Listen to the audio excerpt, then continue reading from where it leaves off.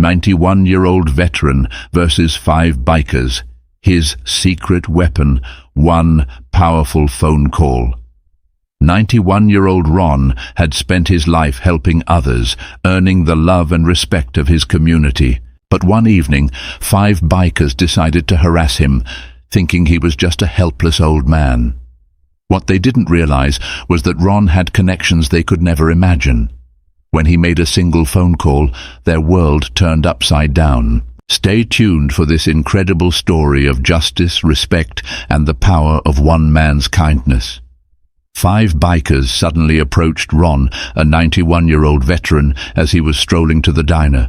They harassed him and made fun of him, refusing to let him go. However, when he made a phone call, they turned pale. That fateful evening, as Ron was walking down his street toward the local diner, he had no idea just how eventful this evening was about to become. As he walked leisurely, he breathed in the cool air, reveling in its clean and pure freshness. The loud revving of motorcycles, however, abruptly disturbed the calm atmosphere. He turned at once, and to his shock, he saw 5 bikes driving towards him. They were moving at top speed. The bikers revved their engines continuously as they sped towards the old man. Before Ron could do anything, they sped past him. They were so close to him that he could feel the heavy gust of wind that blew past them. It was so terrifying that he stood still for a few seconds, unable to say even a single word. He had assumed the bikers would keep driving, but he was wrong. They only drove on for a few seconds before they stopped and did a reverse. Then, with another loud revving of their engines, they sped towards Ron once again. This time around, they didn't drive past him. They kept circling him with their bikes, revving their bikes loudly until he had to cover his ears to block out the deafening roar. As they circled him over and over, they taunted him and laughed at him. They mocked him for not being able to do anything to stop them, and they insulted him over and over again. Eventually, they all stopped their bikes and approached Ron on foot. They flanked him so that he wouldn't be able to get past them. When he tried to push through them, they blocked his path and called his attempts to get away pathetic. 2 of them grabbed him and held him in place, while one of them, Linus, searched through his pockets. With each of Ron's pockets that Linus searched, his frown deepened. Linus stared at Ron with fury. There was no wallet or money on him. The biker couldn't comprehend how someone could comfortably walk around without even a cent in their pocket. However, Ron had been doing just that and had no problem with it. Linus demanded to know where he was going, and after a brief hesitation, Ron decided to tell the truth. He was on his way to the diner. At this, they laughed at him and called him a beggar. They were sure that since he had no money, he was only going there to beg for food. They called him all sorts of names and told him to take them to the restaurant. They said that he was going to beg for them as well. That was the only way they would leave him alone. If he refused, they would make sure he regretted it. True to their word, they stayed with him for the rest of the trip to the diner. While he walked, they rode their bikes beside him, keeping close to him as if he could outrun them if they strayed too far away. Every few minutes, Linus mocked Ron and called him a beggar. After a while, the old man got fed up with the name-calling and retorted that he wasn't a beggar. He told them that he wasn't going to the diner to beg, but to have a meal like everyone else. At that, they all burst into laughter. They laughed so hard that it was a bit difficult for them to keep their bikes balanced as they kept moving. They knew he had no money, so they asked him how he hoped to pay for what he was going to eat, but he didn't respond. They called him a lonely old man who had been abandoned by his children and would rot away with no one caring what happened to him. Listening to their toxic words, Ron could see that they were only looking to rile him up, and he didn't want that. The last thing he wanted was to give the bikers the satisfaction of seeing that they had gotten under his skin. When they got to the diner, things only got worse. They had listened intently to Ron make his order, and with every word he said, they mocked him. Their voices were loud, and they were disturbing other customers. If anyone complained, the bikers threatened to deal with them and told them to mind their business if they didn't want the same fate to be brought upon them. Linus and his gang were a nuisance, and it looked like they were having the time of their life. Everything was pissing Ron off a great deal. For the first time since he left the army, he had found a set of people who were genuinely annoying. Ron had spent most of his life in the community. He was born to one of the richest couples in the community at the time, and he was one of the most privileged kids. He could have anything he wanted. However, Ron never allowed any of that to get into his head. He never felt like he was bigger or better than his peers. He enjoyed playing with other children, and he was always quick to share his toys and his cake during lunch at school.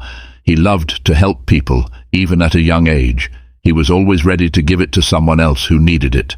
That was just how selfless Ron had always been. Shortly after high school, he enrolled in the army to serve his country. It was a career that opened his eyes to the world out there and showed him just how much people were suffering. He was a soldier for 10 years before an injury forced him into early retirement. When he returned to his community, he took over his father's company and expanded it to a global standard. He got married and had kids of his own. They had a life even more privileged than the one he had gotten. As an adult with responsibilities, he became even more committed to being charitable. He regularly awarded scholarships to intelligent students in the community, promising to pay their tuition as long as they excelled in their studies, regardless of how far they pursued their academic achievements. Thanks to his selfless attitude, he saw many people through high school and college. Numerous individuals in the community owed their success to him, and they were always happy to share his impact with anyone who cared to listen. He was also instrumental in building the community's economy.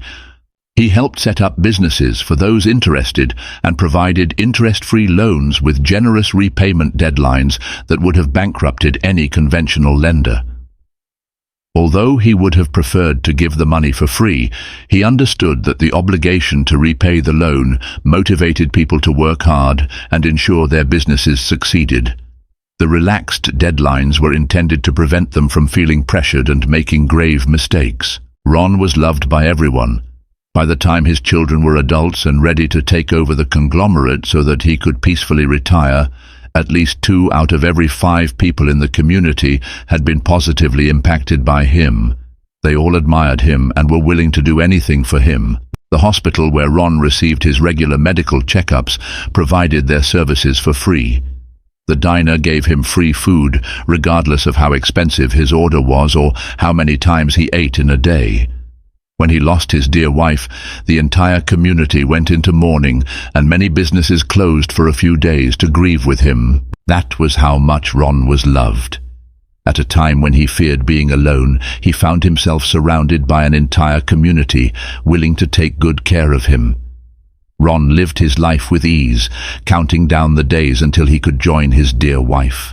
He always had a smile for everyone he met, as he was a sweet soul with no one bearing ill intentions toward him. This included the biker gangs that resided on the outskirts of the community. While they preferred to keep to themselves, they didn't cause trouble or commit crimes, and they were even known to help people in tight spots.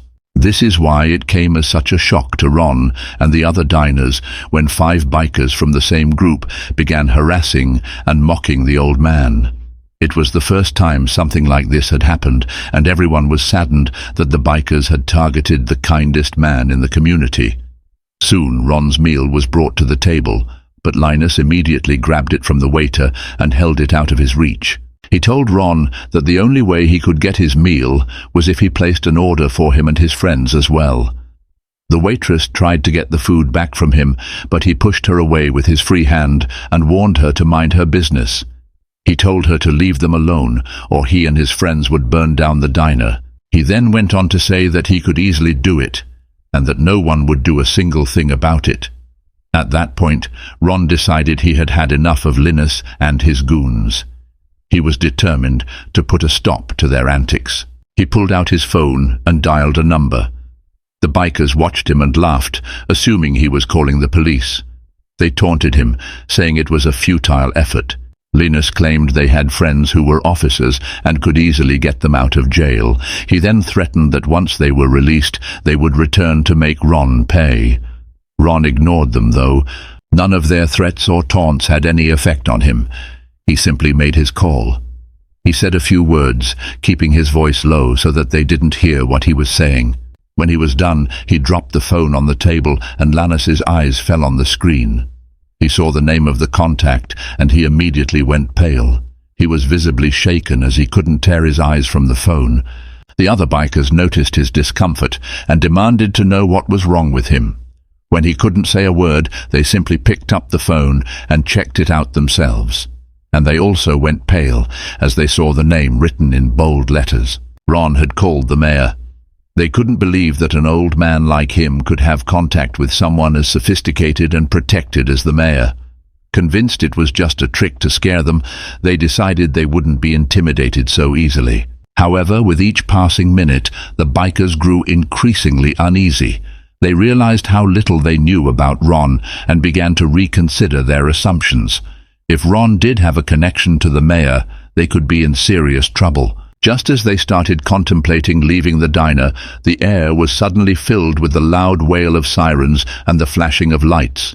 2 police cars pulled up, and armed officers jumped out with their weapons ready. 2 officers walked into the diner, while another 2 stayed outside to cover the exits.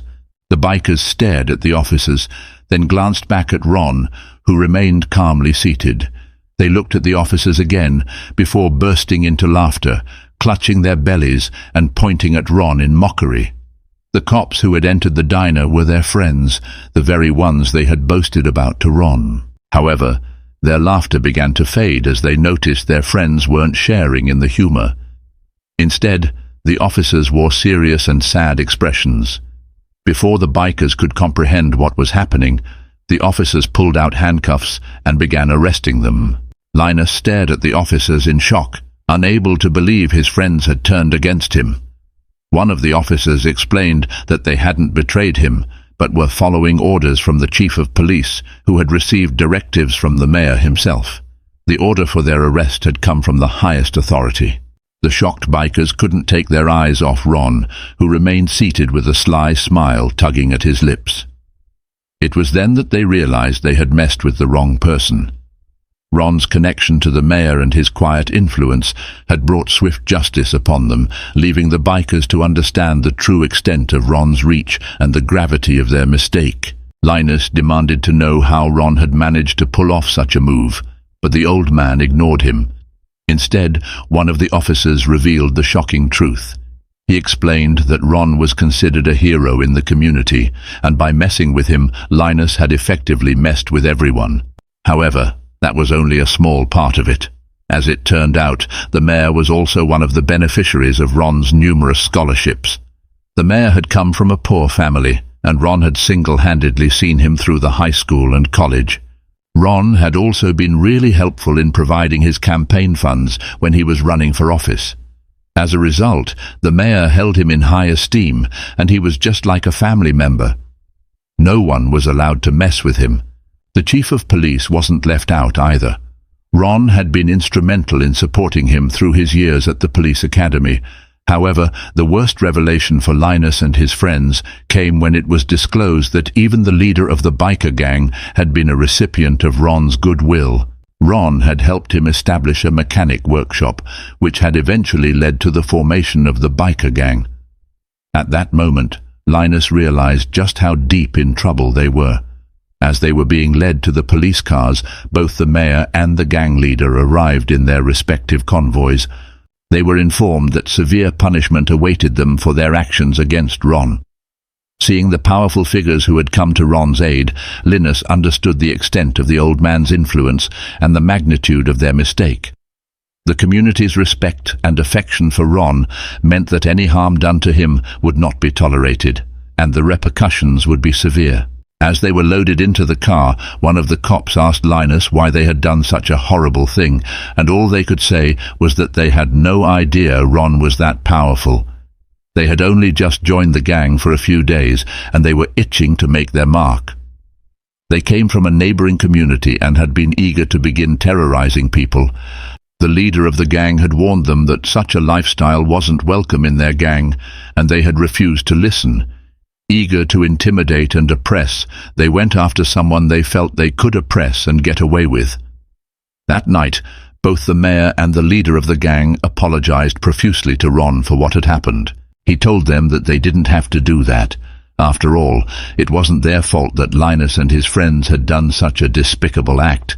He simply thanked them for coming to his rescue right on time and told them to make sure that the rogue bikers were punished to the fullest extent. Things unfolded just as Ron had hoped. The rogue bikers were taken to court and eventually sentenced to several weeks in prison. Additionally, they were forbidden from coming within 100 yards of Ron or the diner. The biker gang also imposed its own punishment. The offenders were permanently banned from the gang and the community. They were warned that if they dared to set foot in the community after serving their time, they would face a far worse kind of harassment than what they had inflicted on Ron. In the end, the rogue bikers got what they deserved, and the community returned to its peaceful and serene state. Ron could resume his evening strolls to the diner without fear of harassment from bikers. Everyone was happy once again, but Ron was the happiest of all. Ron's story proves that true power doesn't come from intimidation, but from respect, kindness, and strong relationships. The bikers thought they were picking on an easy target, but they learned the hard way that messing with a beloved veteran was a mistake. This story reminds us that good deeds never go unnoticed, and standing up for what's right always pays off. If you enjoyed this story, don't forget to like, share, and subscribe for more amazing tales. See you in the next video.